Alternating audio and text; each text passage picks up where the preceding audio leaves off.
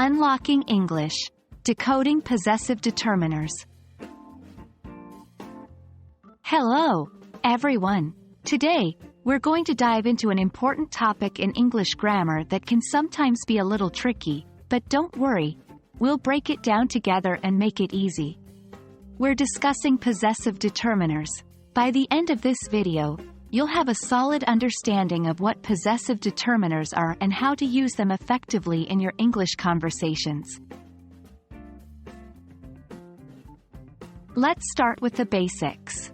Determiners are words placed in front of a noun to specify which particular example or examples of the noun we're referring to. They could be articles like the, a, or n, demonstratives such as this, or those, or possessives like my, or your.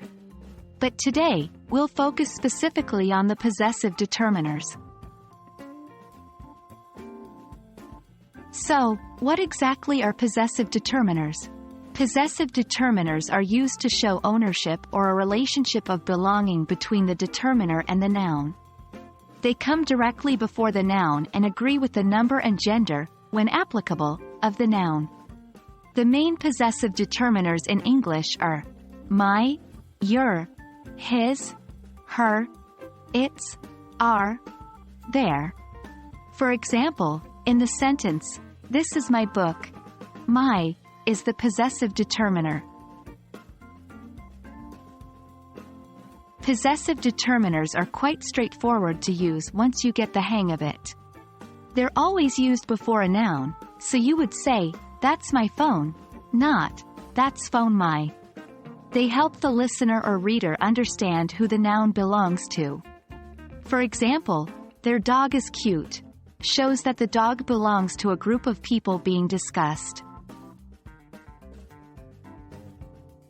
Now, here's a part where some learners get tripped up: the difference between possessive determiners and possessive pronouns.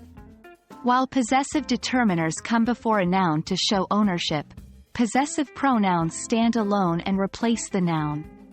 For example, if we say, "This book is mine," mine is a possessive pronoun. We'll cover this topic in greater depth in our next video, so stay tuned.